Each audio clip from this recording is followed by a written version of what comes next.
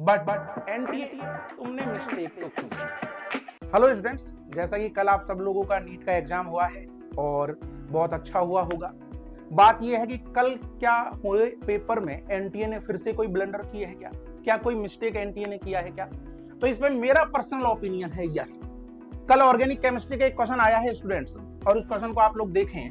वो क्वेश्चन इस तरीके से, कंपाउंड एक पी है C8H8O gives a red orange precipitate with 2,4-DNP reagent. It means C8H8O molecular formula वाला कोई कंपाउंड है जो रेड ऑरेंज पीपीटी दे रहा है 2,4-DNP रिएजेंट के साथ। आप जानते हैं ब्रेडी रिएजेंट है, और इसका मतलब है कि इसके अंदर कार्बोनिल ग्रुप प्रेजेंट है, क्योंकि कार्बोनिल ग्रुप वाले चाहे एल्डिहाइड हो या कीटोन हो 2,4-DNP के साथ पॉजिटिव टेस्ट रिप्रेजेंट करते हैं।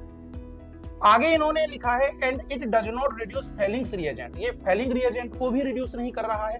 तो ऑब्वियस सी बात है, यदि ये फेलिंग रिएजेंट को रिड्यूस नहीं कर रहा तो या तो ये कीटोन है, या फिर एक पॉसिबिलिटी और बनती है, और वो बनती है, ये पॉसिबिलिटी है एरोमेटिक एल्डिहाइड होने की। स्टूडेंट्स, ये एरोमेटिक एल्डिहाइड भी पॉसिबल है, क्योंकि according to NCERT only and only aliphatic aldehydes जो होते हैं वही फेलिंग के साथ रिएक्शन करते हैं और फेलिंग को जो है रिड्यूस कर रहे होते हैं।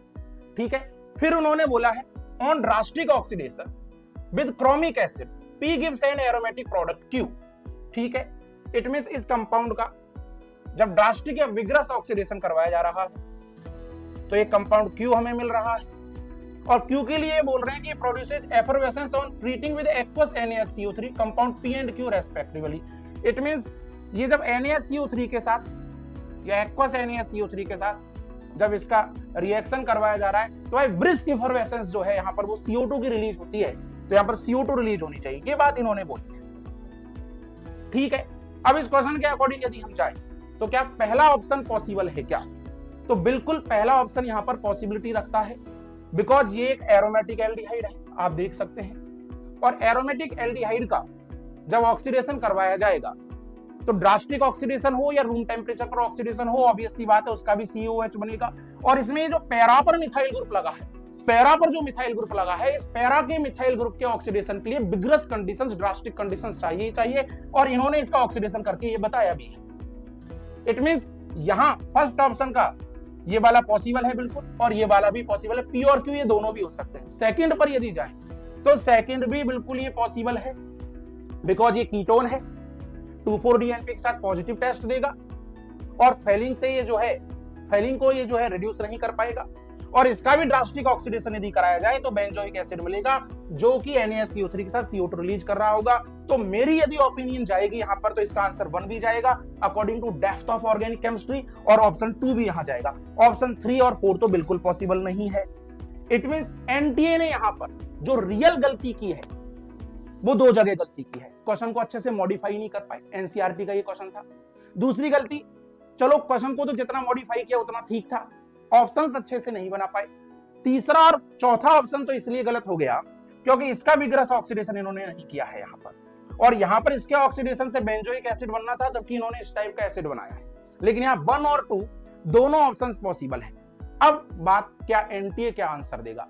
एनटीए की जैसी हैबिट्स रही, हम वेट तो करेंगे लेकिन एनटीए की जैसी हैबिट्स रही है। एनटीए ने क्योंकि ये क्वेश्चन एनसीईआरटी से मॉडिफाइड किया है तो मुझे पता है कि एनटीए ऑप्शन नंबर 2 पर ही खेलेगा, आंसर ऑप्शन नंबर 2 ही देगा। बट फिर मैं बोल रहा हूं, in my opinion, according to depth of organic chemistry and according to NCERT and according to references, answer 1 भी पॉसिबल है, आंसर 2 भी पॉसिबल है। हम रेफरेंस की बात करते हैं। आइए, रेफरेंस की यदि बात की जाए तो साफ तौर पर एनसीईआरटी ने ही लिखा है कि aromatic carboxylic acids can be prepared by vigorous oxidation of alkyl benzene with chromic acid.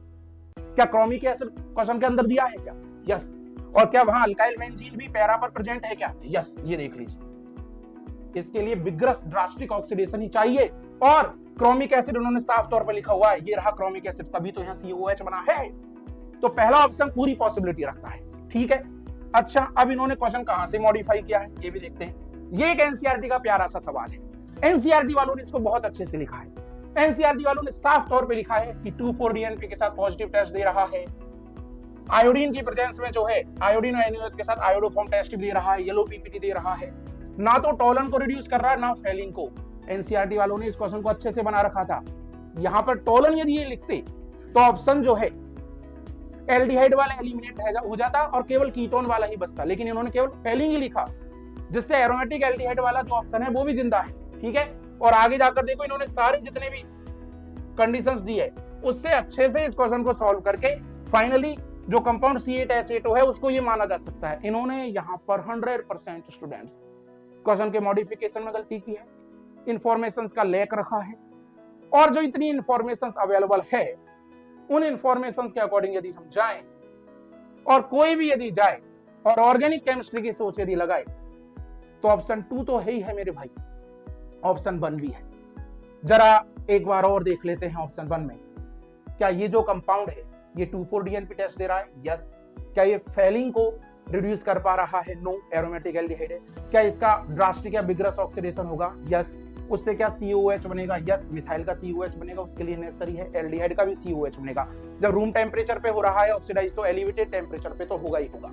ठीक है, और ये NaSCO3 के साथ फिर CO2 रिलीज करेंगे ही करेंगे। तो अकॉर्डिंग टू माय ओपिनियन 1 और 2 दोनों आंसर हैं। अब यदि वो खेल खेलता है अपने एनसीईआरटी वाला लैक ऑफ, तो वो उन्होंने रख ही दिया है इंफॉर्मेशन में, हो सकता है वो 2 पर जाए, बट एनटीए तुमने मिस्टेक तो की है।